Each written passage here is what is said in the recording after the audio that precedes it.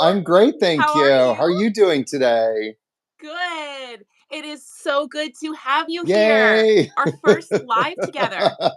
Yes, on YouTube. I think this is my first live ever on YouTube as well. Oh, So that's I'm so exciting. I'm even more excited. That's so exciting. Well, we're going to be talking about such an amazing conversation today, specifically about a topic that I think more people need to know about. And for those watching who don't know who my fabulous guest today, Yogi Aaron, is, he was on the Energy Fix podcast not too long ago, episode number 62. And we talked all about stretching. Do you, don't you? What do you do? What's the best way to recover? And really dove deep into that. And that's what we're going to get even more nuanced in about today.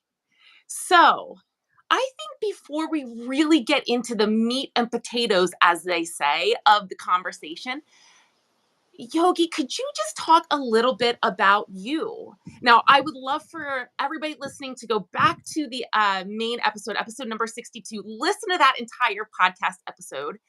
But I want the listeners to learn about you a little bit, why you're passionate about this concept of stretching, and why you're here to change the world around it. Flip, yes, change the world, flip the script. Yes. Well, I know that we're on here for a short amount of time and we want to do many things. So I'll just keep it really short because your listeners can learn more about me in the podcast. But I am a yogi. I've been a yogi since I was around 18 years old. And I thought that in order to stay young, to stay fit, to stay mobile, I had to stretch. And so that started me on this path of, really intense stretching practices. And I'm very A-type personality. So if you tell me to stretch, I don't just do it a little bit, I do it a lot. And so I just ended up hurting myself. And 25 years later, after multiple chronic pain stories and injuries and whatnot, I ended up in the hospital of the emergency room with an orthopedic surgeon saying to me that I might need a spinal fusion in my lower back. And so that was the complete opposite of what I was, shooting for as an end goal, so to speak. And so that kind of put me on this path of asking the question, why are muscles tight to begin with? What can we do about it? How do we maintain our youthfulness? How do we maintain, more importantly, or at least most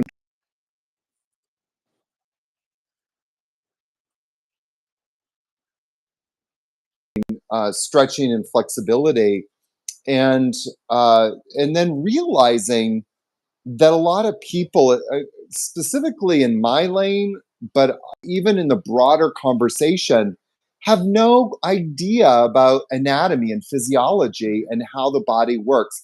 Let me rephrase that: how the muscular system works, like how muscles work. What do they need to do to work, and what are all the mechanisms behind that? And so, if you hear like very prominent yoga teachers talking about the importance of elongating muscles, if you talk to even doctors, and I think that they just kind of like started to repeat this by rote, like, oh, you should just stretch after you exercise. It's not even something that they've really sat down and thought about. It's just something that they kind of put out there. And so that's where I'm about flipping the script. And I'm not trying to change the doctors' minds or even other yoga teachers' minds. My goal is to empower people like your listeners to arm them with real, tangible information and not complicated.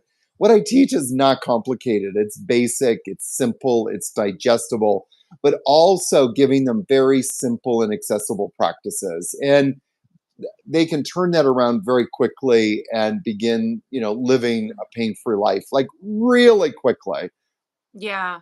Well, and so I have a background in physical therapy and body movement specialties, and it's really interesting to me because i I have seen personally firsthand so many people injure themselves by doing what they thought was the right thing, but when in Yeah. reality, they were just actually doing the wrong thing the wrong way.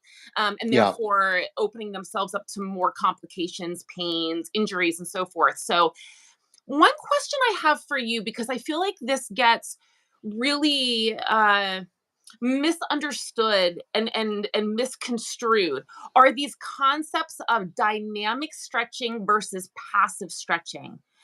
First, can you tell me what the difference is? Okay. Or like tell the listeners what the difference is, what the conventional advice is, and then what is your advice based off of your expertise and what you have learned to really be effective?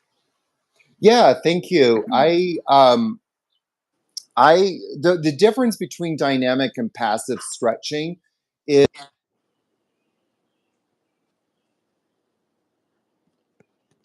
Uh-oh.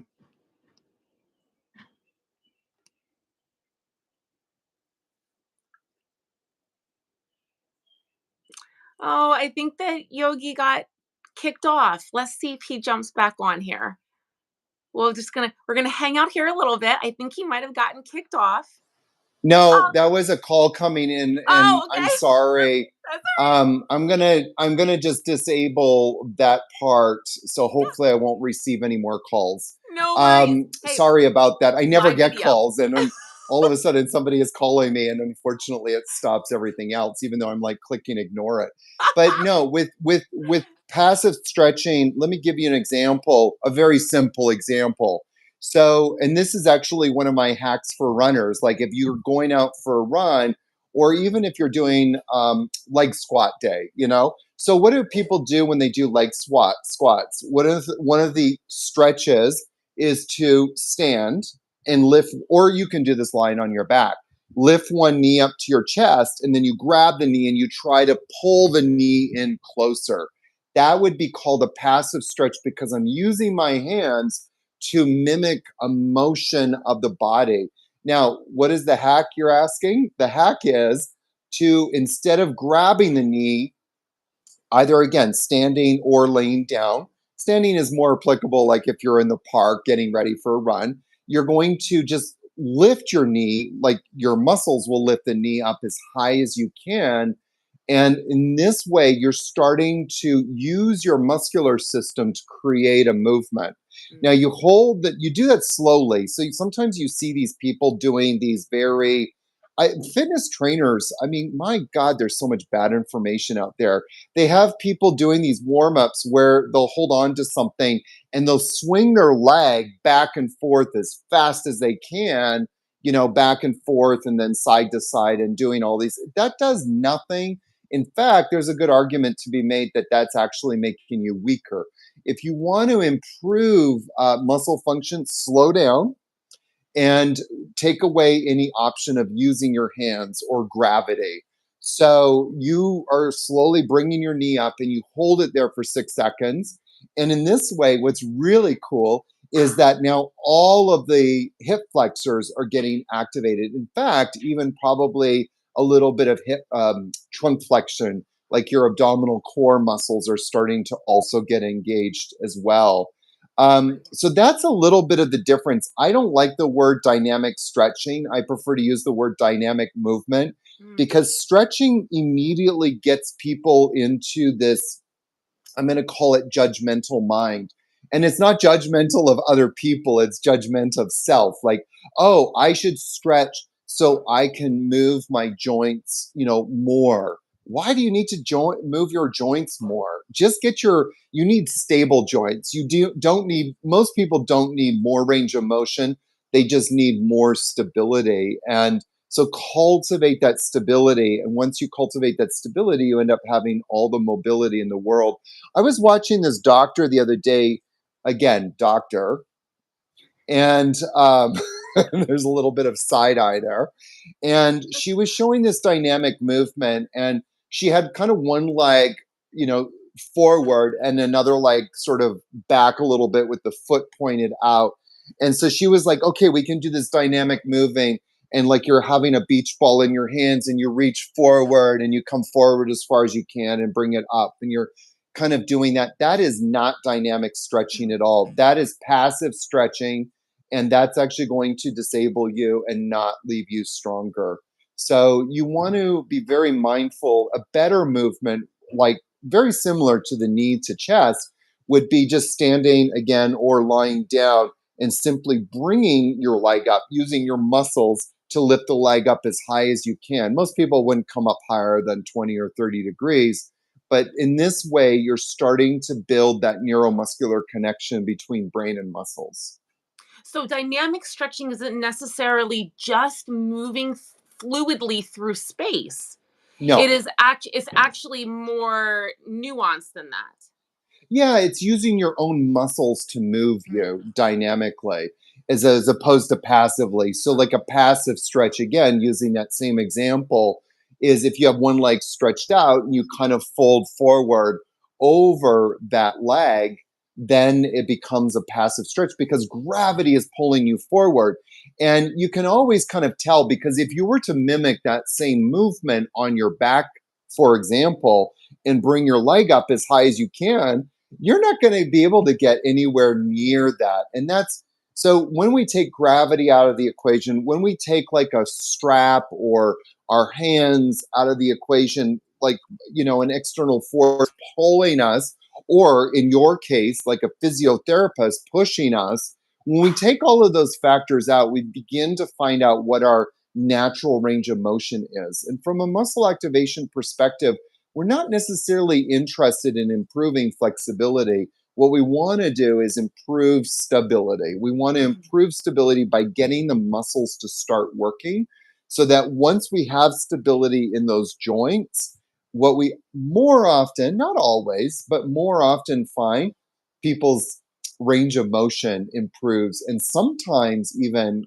quite dramatically Mm. So because would you when the body has stability and it senses stability, muscle tightness disappears. Yeah, that makes sense. So, would you say that mobility issues, um, extra tightness, however you want to label it, could actually be more of a factor of muscle weakness and a neuromuscular disconnection? Yeah, absolutely. I wouldn't say so much muscle weakness per se. Now, in muscle activation, we define muscle weakness as that neuromuscular response is inhibited or Mhm. not connected or not working properly. That's in our lane how we define muscle weakness. And I've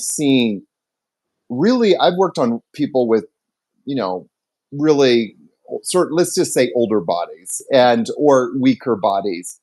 And what blows me away all the time is when that neuromuscular connection's working, they're as strong as anybody. In fact, oftentimes they're even stronger than the people who work out in the gym. Why? Because those people that are working out in the gym are causing so much stress to their system. Their muscles are weak before they even go in and do the exercises. So they're becoming weaker because they're putting load on joints, which are not stabilized. There's more stress.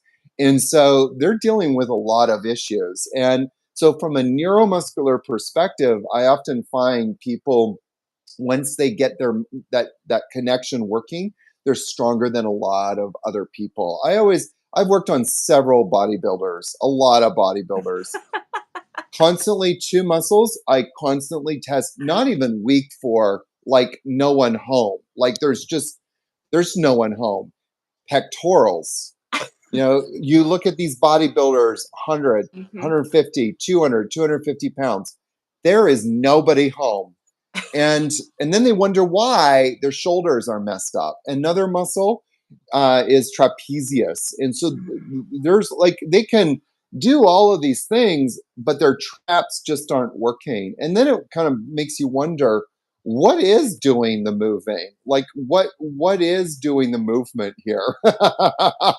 And Yeah. so like what ends up happening is all of these smaller muscles, ligaments are starting to mimic the job of these big muscle groups, and that's not a good thing because once those muscles start getting stressed out, start getting overused and then traumatized, it's really hard to rebuild them. And usually, not always, but a lot of times, as you know from your profession, surgical intervention is needed. Like, what is the number one rotator cuff that people need surgery on? So, the oh, come on, help me. The superior. Oh God, now it's gone from me. Yeah, yeah. Yeah. What's so interesting about what you're saying though is when it comes to like the bodybuilding, the excessive amount of workout in the gym, overloading, the increased rise in rotator cuff surgeries or in Yes, shoulder labrum issues, lots of stuff going on with the shoulders is that is typically where most people overload. I mean, yes. I I I used to be a self-proclaimed gym rat myself, and I remember seeing and just kind of chuckling to myself some of the bodybuilder men, especially, their legs were like this and their upper bodies were huge, and it was primarily because that was what they cared about the most. It's what they overloaded. So I find that so interesting that in your line of work, you found the most issues coming up in the pecs and the traps. Very Yes. interesting. Yeah, Hmm. and those, if you look at the, which from the biomechanics of those muscles, two huge important muscles to keep stability of the shoulder joints, of Yep. the neck, the cervical spine, and that whole area there. And I constantly find people who have shoulder issues, pecs not working, shoulders not working. And by the way, the rotator cuff I was referring to, supraspinatus. I was Oh, like, okay. oh, Yeah. I Yeah. couldn't pull it up. The supraspinatus, huge. Like, so many people tear that, Yeah. because again, the other muscles are not stabilizing that shoulder joint properly. So, Yeah. Okay. Well, I want to get into what that actually would look like for an upper body, the muscle activation. But before we go into that, there's one little piece that I do want to address because we're actively talking about this whole concept of dynamic stretching or whatever that is and so forth, right? So many people are told to number one dynamic stretch in the beginning, and from a conventional mindset that's usually stretch with movement, and then yes. at the end it says the common advice is to passively stretch when you're done, Yes. which is stretching with holding of the movement or using your hands. so Yes. so my question to you is, because and we're going to demonstrate here in the shoulder in a moment. My question to you is, especially for the passive stretch, we've already talked about dynamic. We've especially for the passive stretching on the end. Why do we not want to do that as we're moving back into our day? So let's just make a huge assumption. Like, I was listening literally the other day to this doctor on Good Morning America, and she was talking about these things and just stressing the importance of dynamic stretching. She has no idea what dynamic stretching was, by the way. But for all of the sake, let's just assume that she kind of knew what she was talking about. And her reason for promoting dynamic stretching, her simple reason was, well, we want blood flow in those muscles. If your blood flow is not moving through your muscles, you've got a big problem. Big problem. We're talking amputation problem. I think like, if you've got blood flow, look at diabetes. People that have diabetes in their extremities, what that inhibits blood flow, amputation. So we've got, like, that's just a ridiculous statement. And unfortunately, a lot of people aren't, calling out these ridiculous statements. They just keep repeating this nonsense. But let's just assume that what she really meant, and she was an intelligent person, that she really meant, like, we need to get the muscles activated. Why do we want the muscles activated? Because we're about to exercise, we're about to put load on, we're about to do some kind of movement. And so we want those muscles turned on. We want to improve that neuromuscular response. Okay, let's just give her the benefit of the doubt. So then at the end, you're saying you need to elongate muscles. Why on earth do you need to elongate muscles? Like, where did this notion come from? Is it like you need to put your foot behind your head when you're 80 years old? Like, where is the goal here? Where are we actually heading to? And this is an important question that we just don't ask enough, Tansy. You know, in my podcast, I did an 8-part series podcast called Stop Stretching, by the way. And in the very first episode is titled, How Much Flexibility Do You Really Need? Like, like we just keep wanting more, but why and for what reason? So that's number one. Number two, if it's not safe for us to stretch before we do our workout, why on earth would you stretch just before you go back into your life, Mm. before you have to go and play with your kids and move your body a lot, or before you go do the shopping for the week and have to lift all kinds of heavy groceries, before you have to get in and out of your car? Why would you stretch before that if stretching is not good before you work out? So passively stretching, I would just say there's never a time for it. Mm. Some people kind of like, even people that have some knowledge will kind of slip it in there. And I'm like, why? Why? We know that passive stretching decreases muscle function. We know that it inhibits or disables the force output of the muscles. So why would we just do that? For me, there's almost no time to do passive stretching. Yeah, interesting. You know, as you were talking, I remember this was years and years ago before I even got into this world, before I got any of this kind of knowledge. And this was back when I was in college, like my first go around, and I was reading one of the fitness magazines, and it was interesting because that fitness magazine always had one or two workouts in it, and I found this work. I'm like, oh, that looks really interesting, so I took it to the gym with me to do this workout, and the workout that they had was you would do one or two strength exercises, and then you stretched in between, and then Yes. you did another one, and then you stretched in between, right? And so I did that because, again, I had no knowledge outside of what they were telling me. This professional magazine had no clue, and as I did, I actually saw my strength deteriorating Hmm. and me not being able to lift as much weight as I was able to. I felt weaker, and I thought, what's going on here? And then I started to do some research, and I realized I was actually making my muscles were becoming inefficient with that Yes. stretching in between. So Yes. firsthand, I had seen how much that really knocked down the efficiency piece. Yeah. Yeah. Yeah. And I want to add one other component to this that a lot of people don't realize. When muscles are working properly, they will automatically be able to contract when you need to, but they will also relax and Mm. lengthen. Now, some people say that that's called stretching. I don't use that word stretching. I think it's biomechanically incorrect to say that those muscles are stretching. It's more appropriate to say they just relax. Why do they relax? Because the opposite muscle is contracting. And so, to understand that muscles work in pairs, when one muscle contracts, the other muscle relaxes or just naturally lengthens. But my point is like if you go into your massage therapist and you have tight traps, and what does your massage therapist do? You know, get out their massage gun, you know, get their elbow in there and all of that stuff. It's never going to deal with the actual problem. In fact, there's a good case to be made that you're actually making the problem worse because you're never addressing the root cause of the tightness.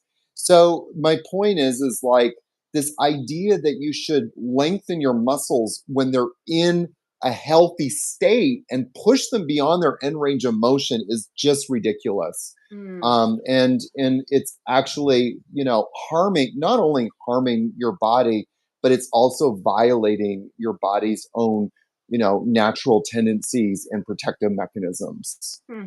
Okay. All right. So, well, let's get into some meat and potatoes here. All right. Yes, Let's talk yes, about what to do. Now, we know that typically, at least in the work that I do, I see hips and backs and shoulders are typically the most tight areas of yes, the body that we got going on. It's where we got a lot of load and a lot of stress coming in. So, let's talk about those shoulders in particular. What yes. would you recommend, Yogi, to really help somebody facilitate a deeper healing and Yeah. a deeper uh, recovery from maybe Yes. exercise or getting ready for exercise. So before we dive into this, just to remind your listeners, there's never a one size fits all approach, but we can talk in generalizations. I just was working last week with this woman who had serious tightness. It was on the left side of her upper scapula area. So right away, we're looking at traps. And on that side, guess what major muscle wasn't working? Obviously, her traps, they were not working, but also her pecs. And so I kept saying to her, Galia, your pecs are the cause of this. We need to get those pecs working. So I gave her some good exercises for that.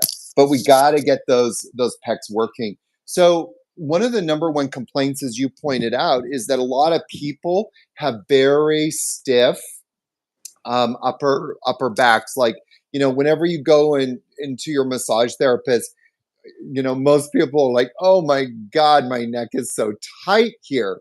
So there's a few muscles there. We have the scalenes, the Mhm. anterior, middle, and then posterior scalenes. And by the way, the scalenes are responsible for the integrity or holding the vertebrae in place. But because the upper traps aren't doing their job, the scalenes often take over the job of the upper traps. And that's why a lot of people end up having tight scalenes.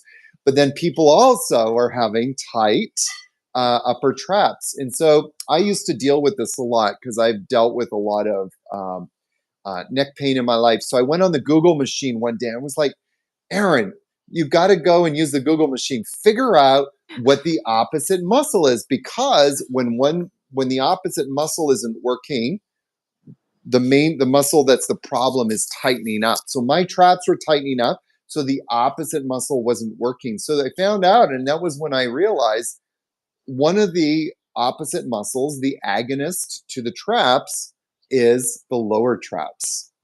And so if you get the lower traps working, you can start to already have a very positive net effect on the upper traps. So one of the simple things, I'm going to back up just a little bit. I don't know if you can see me or Uh-huh. not, Yep. but you sit up well. So I've got a chair with a backrest, but I'm going to just pull myself forward just a little bit so my spine is erect.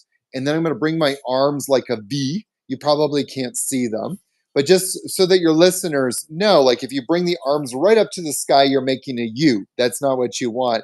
If you bring them out to the side, it's like a T. You also don't want a T. You want a V. So let's make a V, V for victory. And then you're going to keep your spine erect and then just simply bring your arms back as much as you can. And you will feel this in your lower traps, like right away. Like that's your lower traps starting to work. And you do that for 6 seconds, Mm. and then you just repeat it 6 times. So that's one of my favorite personal exercises, because 99.999% of us are walking around with traps that aren't working properly, specifically lower traps. And because they're not working, then that's going to cause a reciprocal effect in the upper traps and cause them to tighten up. So the lower traps are really responsible for keeping the stability of the upper back. The second one is going to be so simple and so ridiculously simple. Your listeners are going to go, "What the f?" Um, but the key thing here is to do it slowly. And so you want to do it slowly. It's just simple shoulder shrugs. So you Mm. just simply bring your shoulders up towards your ears. I can't tell you how many times I do this, and some of the vertebrae in my neck pop into place just from doing this, and then slowly come back down. And I would actually say, like, see if you can pull the shoulder blades down into the back pocket of your pants. So you kind of do those two movements, kind of hold it there for a moment, and then slowly. My neck just popped. My occipital bones just snapped into place right where the atlas is, and then come on up. So when you come up, the muscle that you're working here is upper traps, probably getting into a little bit of scalenes. But as you slowly come down, again, slowly, as far as you can, you're getting into levator scapular. And so you're starting to activate that muscle as well because it's responsible for downward rotation of the scapula.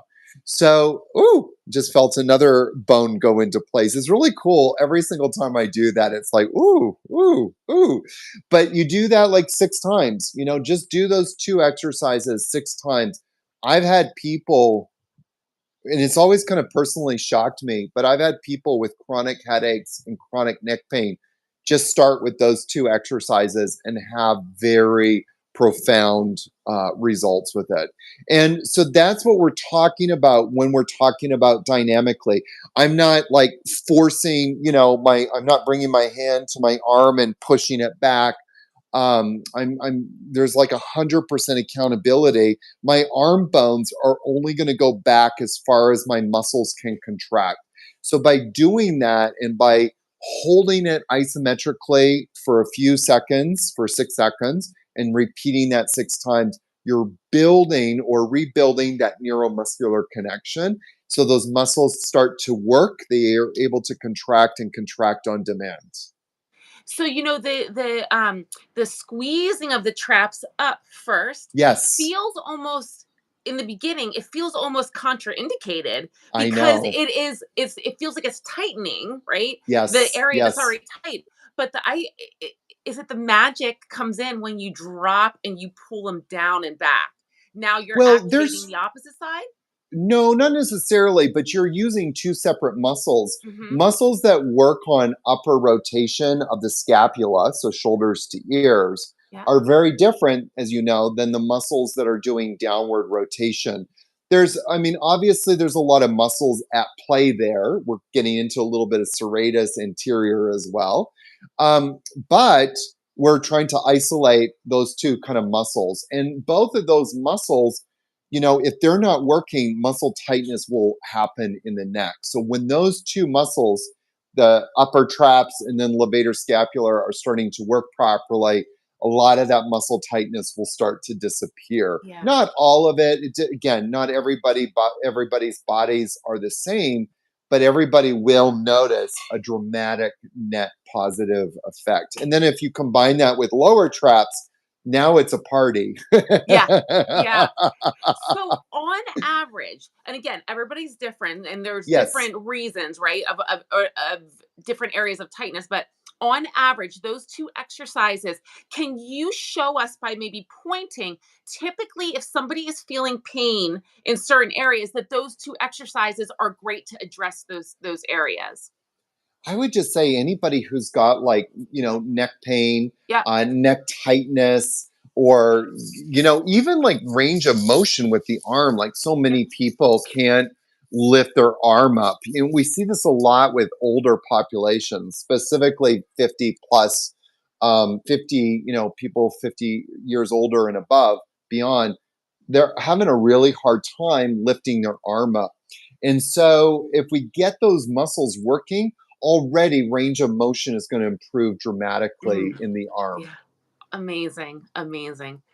Well, this has been such an awesome conversation. And I Thank love that we you. were able to get on here and really just deep dive in a little bit more nuanced to go even deeper into your episode number 62 on the energy fix.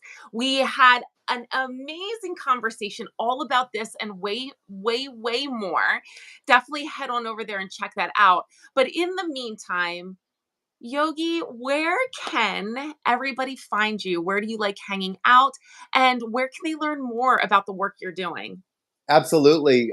Please have people go to my YouTube channel, or sorry, go to my website, yogiaaron.com. That's YOGI Aaron, AARON.com. And it's kind of a gateway or a portal into everything I'm doing. There's a lot of free series. There's a 7-day pain free series that people can access. And I highly recommend that you jump on that and just try it out. And just when you start to move your body, dynamically and start to move, start to activate these muscles, the stability that you start to feel in your body is profound. But the best part of it is that you become pain free. Mm, And that's what gets me so excited, is to see people beginning to finally live their best pain free life.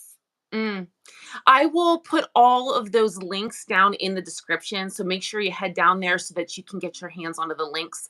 But until then, thank you so much for going into all of this in depth conversation and the demo, and really just allowing people to see firsthand that their pain and mobility can be different by opening up to some different perspectives and some different ways of moving their body. Thank you so much for having me on. I really appreciate it. Thank you. Have an amazing rest of your day, everyone. You have an amazing day, Tansy. Talk to you soon. Bye.